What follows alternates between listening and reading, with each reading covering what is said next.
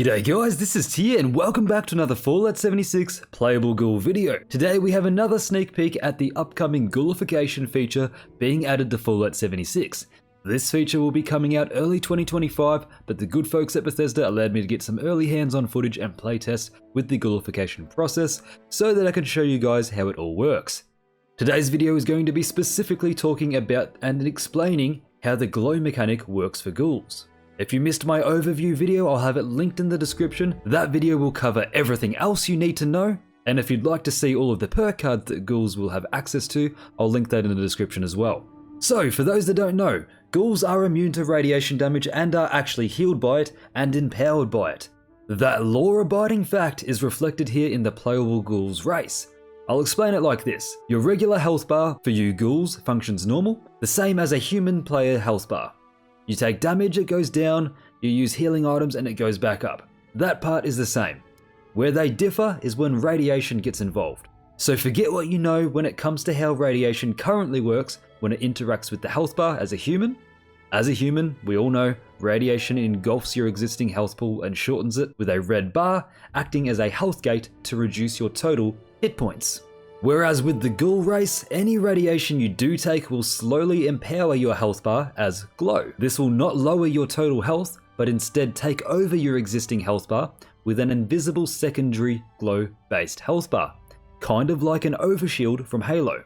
That's probably the best way you can describe it. It acts as a secondary health pool. Let's call it your glow meter. Before diving too deep, let's just quickly explain how this functions. So the full amount of your glow health bar, glow overshield or glow meter or glover shield, whatever you want to call it, is the exact same value as your actual health bar.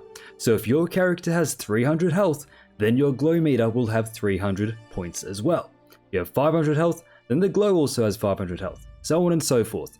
So if you take buffs that increase your endurance or HP directly, then your maximum glow bar will be increased also. Additionally, this glow overshield is protected the same as your health bar, with your resistances and percent damage negation effects all contributing towards protecting the glow health bar, just like your regular health bar.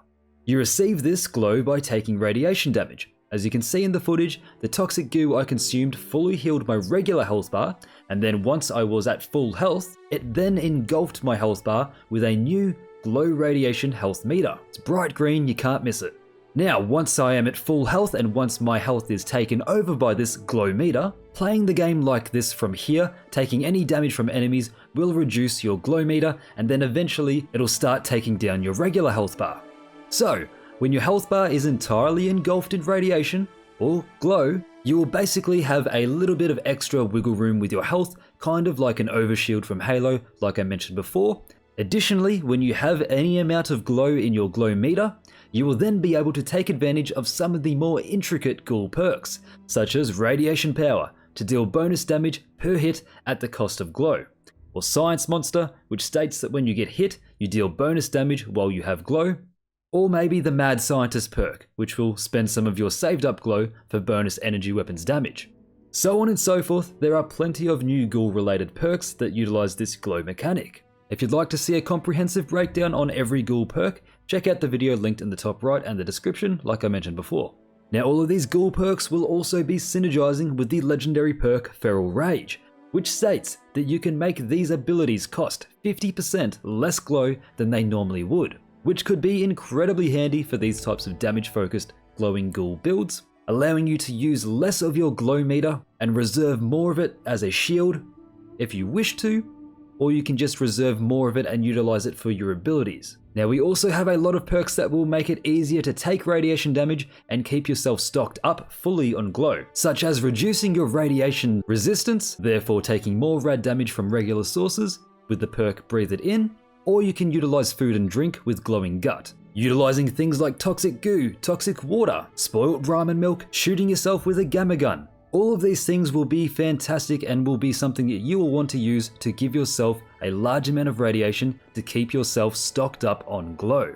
Before moving on, it's important to make note for you guys what the meaning of high glow for some of these perk cards is. So, even though our glow bar can be increased to some massive levels with the right setup, what constitutes as high glow for these perk cards is a fixed amount as of right now. Not percent based, it is a fixed amount. and that amount is 180 glow. So long as you have 180 or more glow, then you will basically be able to take advantage of any of the glow-based ghoul perks. For example, Brick Wall.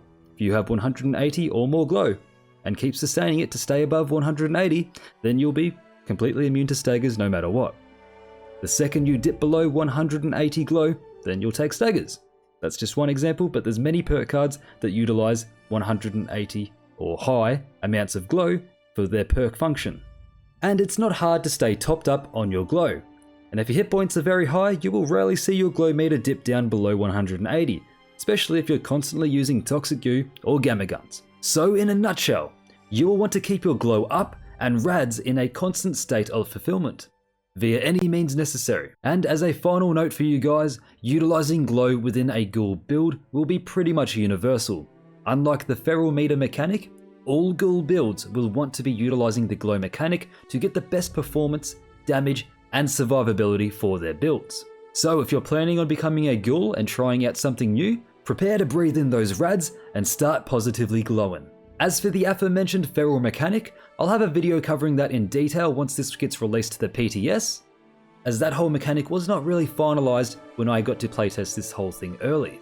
So there we are, ladies and ghouls of the Wasteland. I hope this video has satisfactorily described the glow mechanic for the upcoming Playable Ghoul race. I will be covering every aspect of the Playable Ghoul race in separate videos, so keep an eye out on the channel for that.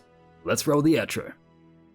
That's going to do it for me. A massive shout out to all of my channel members. You're all legends, and thank you for your continued support on the channel. If you like what I do here and you'd like to support me further, then consider becoming a member or check out my merch store. We've got a lot of great designs and benefits, so be sure to check that out in the description. And while you're down there, chuck me a follow on my other social medias and join my Discord. Subscribe if you're new and like the video if you've enjoyed. I've been Tia, and I'll catch us in the next one. Welcome to Valhalla.